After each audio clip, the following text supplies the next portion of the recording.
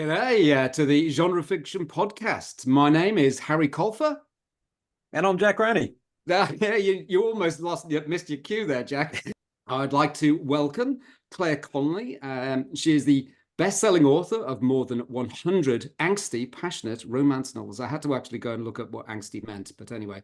Having self-published her first book in 2014, by the end of that year, she was an Amazon All-Star in the US and UK, and has since sold millions of copies of her books. She continues to self-publish and also writes her trademark romances for Harlequin and Tool. In 2023, alongside three other best-selling romance writers, Claire launched the How to Write Academy, and it's a one-stop shop for aspiring genre writers. Welcome to our humble podcast, Claire. Oh, thank you. It's lovely to be here.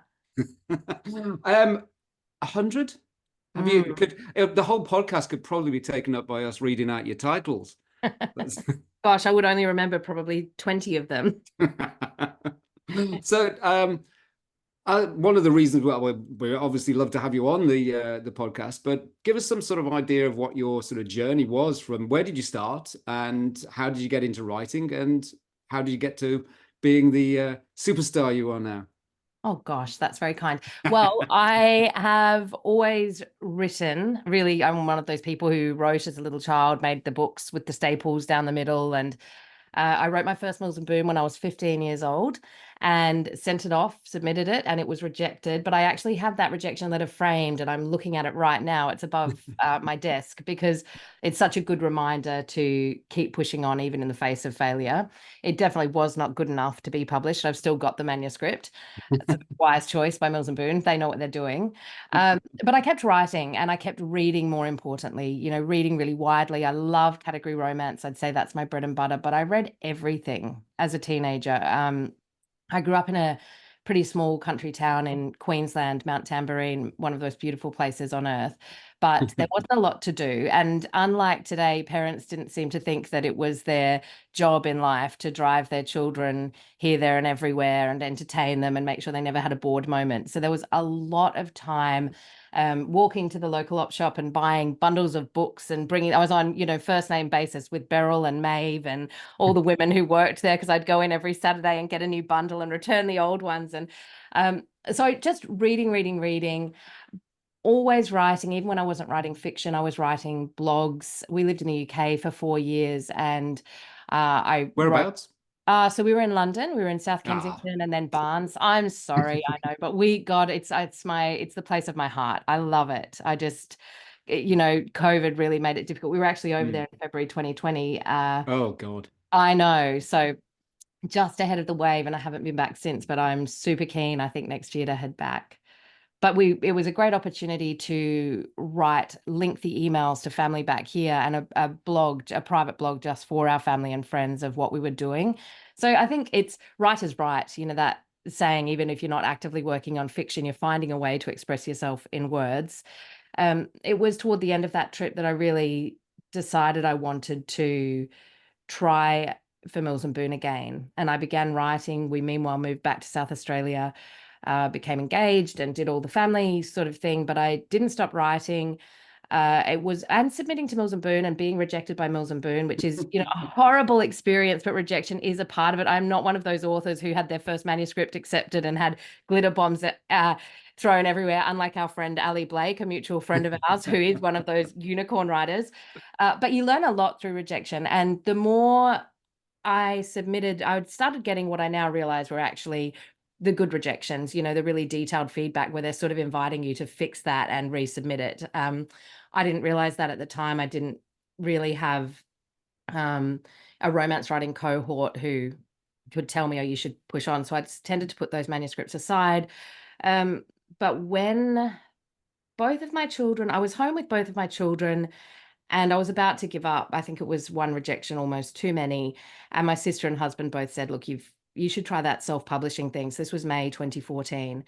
And it really was a Hail Mary, very ill thought out, glass of wine at a kid's birthday party, came home, put the manuscript up, and it was a manuscript I loved. So I knew that it was one that when I read it made me feel all the things that I'm looking for when I read someone else's book. It really, when you put a book down for a period of time, you can see it with a lot more clarity. So when I had come back to it again, I thought, you know what, I'm proud of this. This is a story that I'd like to tell. So I used Amazon Cover Creator, pulled together a cover, no idea what I was doing, completely flying blind back then, and published it. And it was just, the way KDP, so with self-publishing, you've got the back-end dashboard of Amazon will show you your sales in real time. So you get little dots. And I remember lying on the sofa, watching something with 2 young kids in bed and just seeing dots appear and going, oh my God, people are buying my book. It was the most surreal thing that defied my very low expectations. And it really steamrolled from there. I was very fortunate to be in the position that I had several books fully written and completed and edited to the point where I had been happy to submit them to Mills and Boon. So I felt that they were a very good foot forward. So I was able to release quite a few books pretty quickly. And books that I'm still to this day really proud of and happy with, and that I'd have to say are sort of trademark Claire Connolly, with the passion and the angst and the tension and all of the things that I love when I read category romance or romance in general. Yeah. So basically you had a stockpile ready to roll when you sort of first put that one out, and then it was a case of you could just sort of quit once you've learned how to do it. It's quite a relatively simple process. It can be a bit difficult at times. It depends on how tech you are. I learned a lot. And so one of the things that we have, I with 3 other romance writers have pulled together a course which delves into self-publishing, because what I have learned from that first book, where it really was just pulling everything together, to what I know now, and also how the industry has evolved. I mean, it's sort of an ever-changing thing, the self-publishing landscape, but certainly for those first few ones, I was muddling it along, using the Cover Creator, trying to do it on as much of a shoestring as possible, because I'd been home with our 2 children. So we were a single income family, and I had no idea whether it would actually be a viable career that we could afford to pour money into. So I wasn't buying covers or doing anything like that. That really felt like an indulgence, though it did very quickly become apparent that it looked like it was going to be something that might be able to sustain me as a career, which was amazing. Yeah. Can I just ask a question? At what point did you feel that way? At what point did you feel this is gaining enough traction that this can be a real thing? It's a full-time gig. Yeah, I mean, it was pretty quickly. And again, timing wise, I was very fortunate because I was home with the children. So I never had to make that decision of, can I give up work? Because I'd already given up work. We'd been used to, living on tomato pasta for dinner. So that's a really great starting point to be in. But it was by the end of that year, I was an all-star, as you said in my bio, in the US and UK, which means one of the top selling Amazon exclusive authors in those marketplaces. So it had definitely become something that was regularly, I was seeing really good sales, which was translating into the sort of financial benefits of that. Yeah, but we'll discuss more about the course that you guys run, but just I've noticed that obviously in the bio you also were traditional published through Harlequin and Tool. So was it your sales of your self-published books that interested them, or did you just manage to come up with a wonderful manuscript to submit that time? I think it was a combination of all things. I think it didn't hurt that by the time I pitched to Mills and Boon, I did have a proven track record, and very much, I mean, what I write is category romance, so very much in the wheelhouse of what I was aspiring to write for Mills and Boon. And writing for Mills and Boon is 15-year-old me, dream come true. It's that thing of Mills and Boon was so important to me growing up. They were books that I read, and I think they are the most amazing little packets of excitement and storytelling. I actually think they're masterful to be able to tell a full story in 50,000 words that brings all the emotions to the fore the way that they do. I just think they're fantastic. So it was, even though I'd sort of seen this success on the self-publishing front, it still remained my #1 goal to be published by Mills and Boon. Cool. Yeah. I do have to make a comment though that, you know, you going off to the op shop to get the books because your parents wouldn't drive you anywhere. In their defense, you were on Mount Tamborine and you have to drive a long way to get anywhere from there, surely. True. And the op shop it was, you know, a kilometre down a lovely country lane. Yeah. So it would have been hard for them to just nip you down to the local basketball court or something, because there isn't any other. And given that I was 12 and they were pretty racy books, I don't know how much I wanted them to know about my reading habit, but that they were definitely under the cover books. So Claire, just really quick question before Harry delves in further. So what is your what form of publishing is your go-to now? Are you still doing, is it a combination of hybrid, traditional, self-publishing? Where are you kind of spreading yourself across all those sort of categories? Yeah, I am. So I love writing for Mills and Boon, and I'll write for them for as long as they'll have me, because I just absolutely adore those books. I think I've got a few books left on contract, and yeah, as I say, it's just such a delight. And I find, because the people who are drawn to work for Mills and Boon feel as I do, they just genuinely love those books and the stories. Working with them is an education. So I feel I learn so much from my editors at Mills and Boon. I always, with every manuscript, they'll point something out and I go, oh, that's a really interesting way to approach that. Or, you know, it's always something that I can incorporate going forward. So that's wonderful. I do probably, I'd say a 60-40 split. So the bulk of what I do is self-publishing. And I love being my own publisher. There's a lot on the self-publishing side, such as packaging my backlist together into box sets and redesigning my covers. I actually do my own covers because I've always loved graphics. And so that's, you know, notwithstanding the Amazon cover creator debacle, something that that I enjoy, and that's a fun part of my job. But there's a lot of the control side of things that I really enjoy in self-publishing. So I also would be reluctant to sort of step away from that. Yeah, I also do my own covers, but again, I've got a background in graphic design, which really does help. But and you have to preface that, right? Because it's one of those things that say not everybody should. Oh God, the number of times you go to places of, you know, sort of self-published markets and stuff like that, and you've got all of these books out, and you just look at them and go, Oh, yep, you should have paid for somebody to do that. Because, yeah, you know, just the font is wrong, you know, just yeah. placement of the words, and you just go, oh my God, no.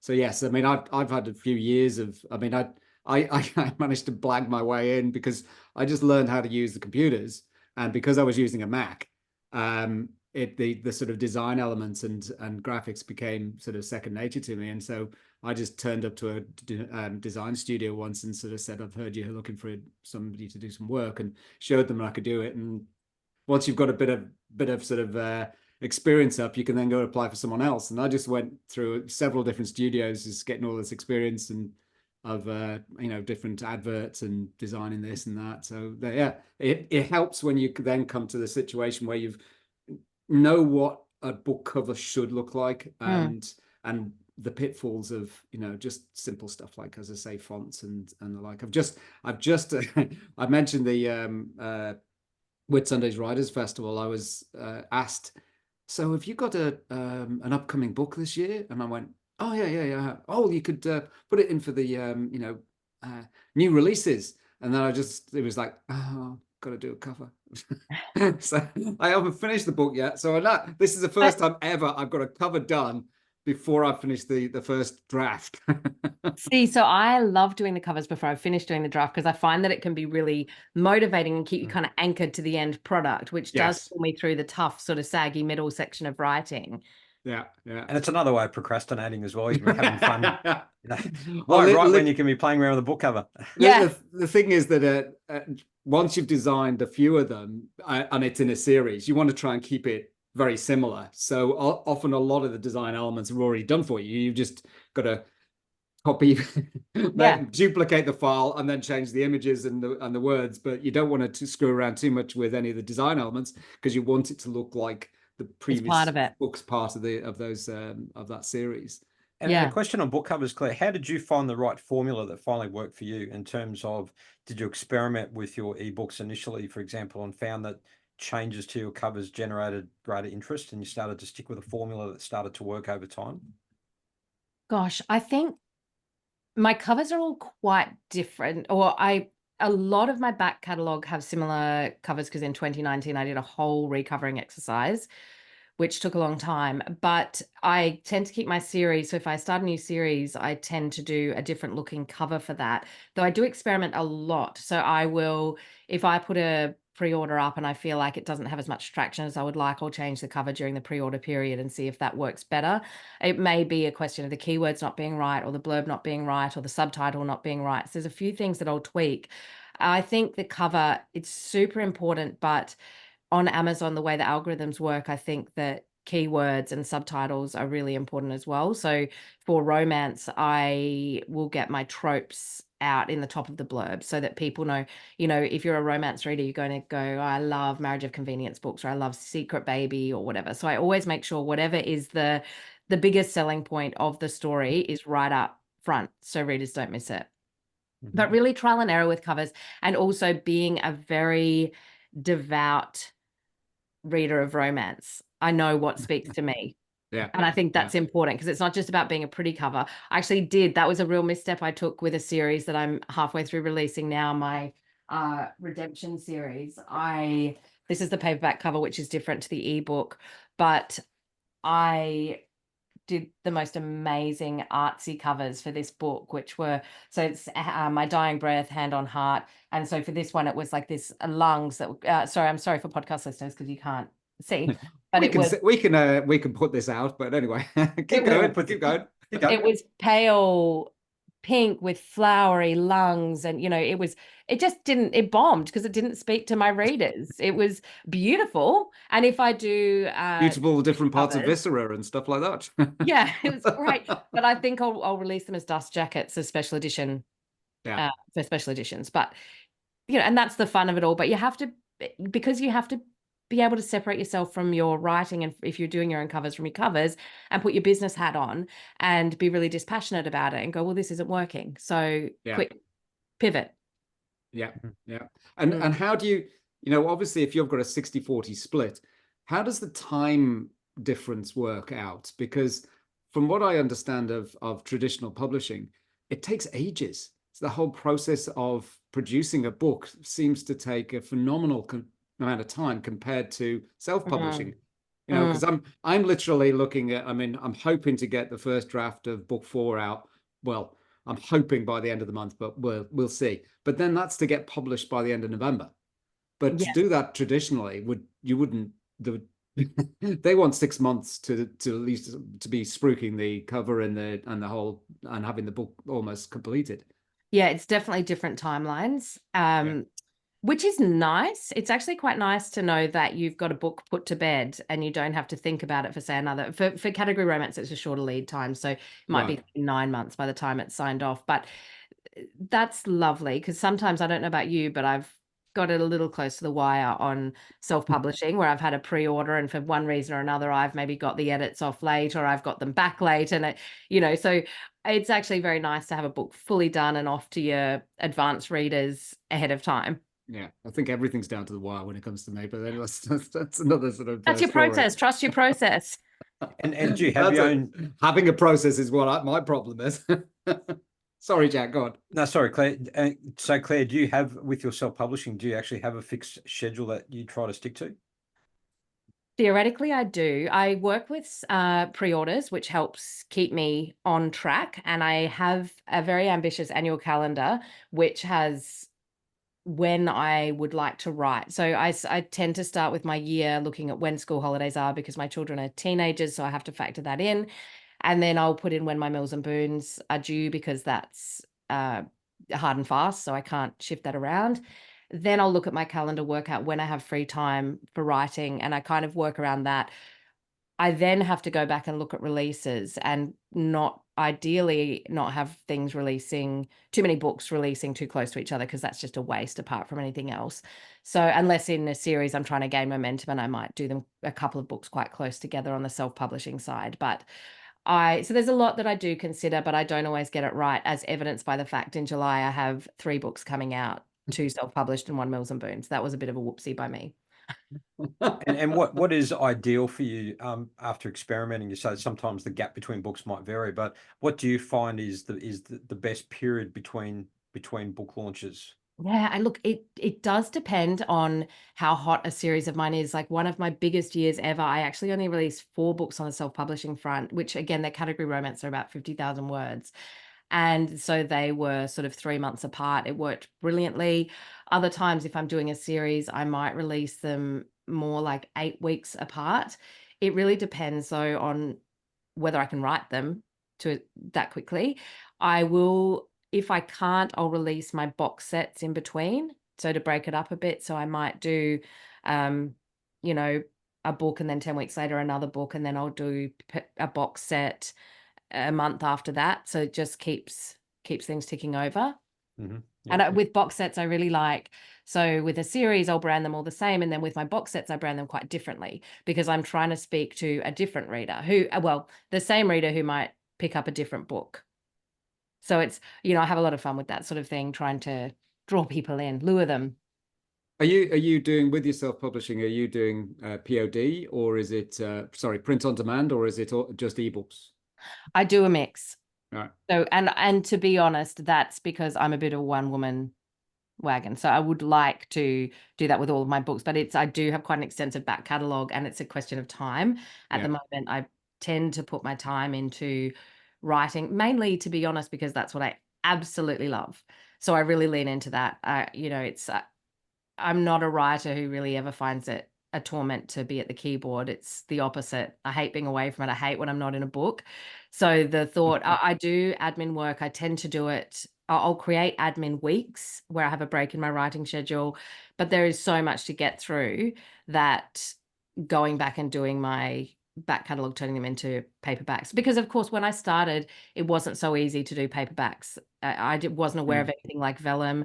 So just even the formatting of it was, yeah. Vellum's brilliant. It's great. It's great. But I remember, it took forever to even try to get the flat lay covers done. And it was just really so much harder. But yes, so that's definitely on my agenda. You do POD? I do POD for any sales outside of Australia, although theoretically there's still POD for Australia now, because it came a few years back. There was a delay between the allowing it in Australia, but I print my own copies, but then managed to sort of like wheedle around the sort of Amazon exclusive-ish problems with respect to selling print on selling my own ones, which are signed copies, as opposed to the print on demand ones that are going from Amazon. But yeah, you do run into a few issues with respect to how expensive the POD are from Amazon, especially in Australia, because they really do sort of take a massive cut. And I tend to, for me, the print copies that I have, I tend to use as giveaways. So it's more something that I like to have if I'm going to a conference. I'll have some of my books to give away, or something like that. They do sell, but I also think because of the genre that I write in, readers tend to be voracious on their Kindles.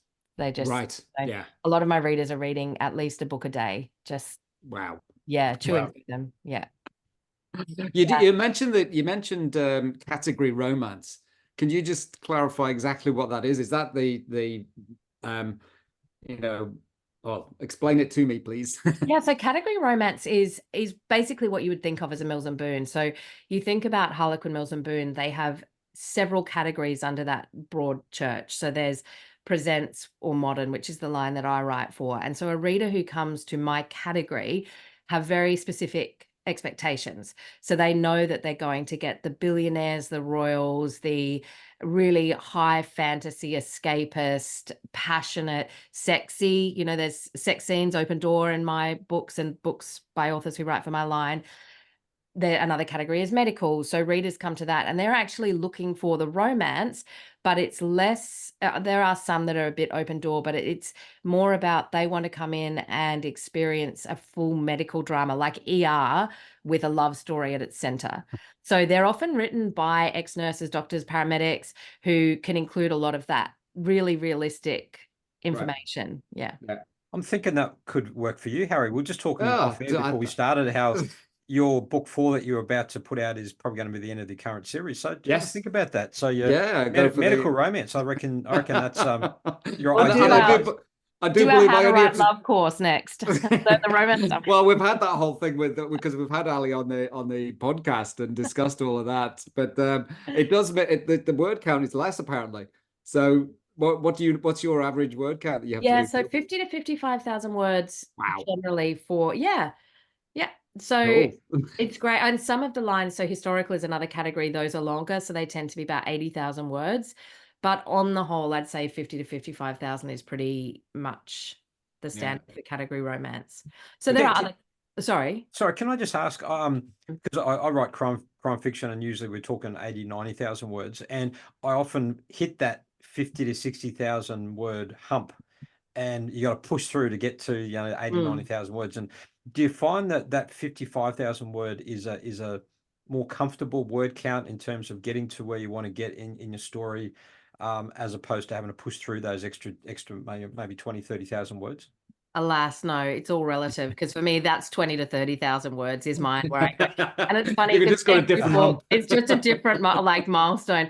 Every book I write, and this is the thing about your process, every book I write now, I hit that sort of 20 to 30,000 words, and I actually try to write that quite quickly. I really try to clear my deck so I can just have a real red hot go at that segment, because I know once I'm through it, it's like cresting over the top of a roller coaster and sliding down the other side. I know that once I've gone over that 30,000, if you've done it properly and all the building blocks for the tension and the character resolution are in place, it should flow really well toward the ending. But that 20 to 30,000, it's such a turning point in a category romance where you really need to see a lot of change in your characters and their relationship. And so it's a lot of thinking, trying to write it so that the passion is still there and the reader can't see the scaffolding of how you've set it up.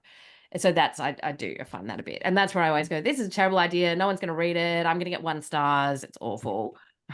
Just put And the perennial question we ask, are you a plotter or a pantser? I'm a mix. So there's this great quote, and I never remember the quote properly, and I never remember who it's by. I'm sure you guys will have heard it, but you can drive the whole way across the country in the dark with only your spotlights to guide you or something. Right. Yes, and it's that thing of, I really do. I know a few key things before I start a story, mostly because romance is so character driven. So I always know my characters really well. And because again, in a romance, the reason that you keep turning the page is what's their conflict? What's their tension? It's not particularly interesting if two people meet and they like each other and they date and then they get married. That's, no, you're reading it for why aren't they together? Why can't they be together? What's happened in their past or what's happening now? Is it an internal conflict or an external conflict or a combination of both? And so I really always have a very firm grasp on the conflict, because that's my touchstone. If I know the conflict well, I can keep coming back to that when I lose faith with my story. And it's often just making sure that you've shored up the conflict sufficiently to propel the story forward. Cool. Yeah. Did you have something to say, Jack? I was just going to say, I find that really interesting, Claire, around how you said it's relative in terms of word count. It's funny how we get so fixated on word counts. We have our own little milestones. Yeah. So to kind of flip my question on its head, is it the case sometimes that you find that the 55,000 word count is restrictive, that you have to work harder to condense it to try and get everything in that you need to get in terms of character development and resolution of your story? Yeah, I'm definitely, because I've written so many of these books, I have such a feeling for the shape of it. But there have been some where I can tell I'm putting too much in too early, and I know I'm making a problem for myself later, but it's also delightful and delicious and important seeming at the time that I don't want to cut it. It is actually really hard to write a really rich romance in 50 to 55,000 words, which is why some of my self-publishing ones are longer, because I don't have the restrictions there. Yeah. And as you mentioned some software earlier with respect to Vellum, is there anything you particularly use for writing, getting the words on the paper on the screen? Is there a software that you prefer or not? Not really. So I'm just a word girl. I'm a linear writing word girl. I bought Scrivener. I can see how great Scrivener would be, but my brain just doesn't work that way. All the mine's in Scrivener, and I was horrified earlier. We had Bryn Smith as part of the podcast, and he would write a 80 to 100,000 word document in one Word document. and not Yeah. split it into chapters or anything. And I was Yeah. just horrified at that, because Word for me That's what I do. Same. Yeah. it just keeps Yeah. crashing. I just have so many problems with. I just think it's such a yeah. Ah. I But think anyway. that one or two important words are backup, constantly backing Yeah. up. Yeah. So Oh I yeah. do, if Oh, I've yeah. had a really big writing day, I'll email my document to myself just just in case. But Yes. I don't know about you guys, but I'm so cloud based now. So I Yeah. work from Microsoft 365 and I have OneDrive. And so everything's saved at OneDrive and backed up, and my computer's back up. And so it's touch wood. But I've definitely had a few times where I've lost a day's work and it's just devastating. Yes. Yes. I mean, I work on most of my writing, unless it's something to do with more plot stuff where I have to actually sort of think about things and bring different documents together. Most of the time I'm pantsing, and I use an iPad, and With a keyboard. no, just on the screen, two finger. Have you tried dictation? Do you? No, I haven't. My brain doesn't work that way, so it's more of a case of I'm happy just tapping away. And the other thing is that, I'm talking to two people who have the wonderful privilege of not having another job to go to when they're writing, and I have to sort of like grab time when I can get it, and often it's in the wee hours, and having an iPad that's backlit means that I can be in bed and writing with the missus asleep next to me and no lights on, and so it's sort of it was born from grabbing time to be able to write. Necessity. Yes. Rather than anything else. This is so mastering dictation is definitely on my list for that reason, because I love to walk. So I walk about 8 kilometers every day, and I listen to podcasts, I listen to audiobooks, I record messages for my friend, but it's really valuable time that I could be recording a story when I'm in a writing week. And I've got a really good friend who dictates a lot of books. She's really prolific and a successful romance writer. And she said the same thing. It's very, very hard to start with, but you just have to persist and you'll get there. So that is definitely maybe next year's New Year's resolution. I do remember many, many years ago, I was writing a non-fiction book, and had to again grab time, and I had like an hour's commute, and I had a little sort of microphone, and I would literally record into a literal dictaphone. Yes. and I would record notes and stuff like that, but then I'd have to then find the time to write all of the notes down of the thought process and stuff like that. So it is sort of like time consuming doing it that way, but obviously with the software that's now available, it could be quite a great time saver. You just cobble it together however you can, right?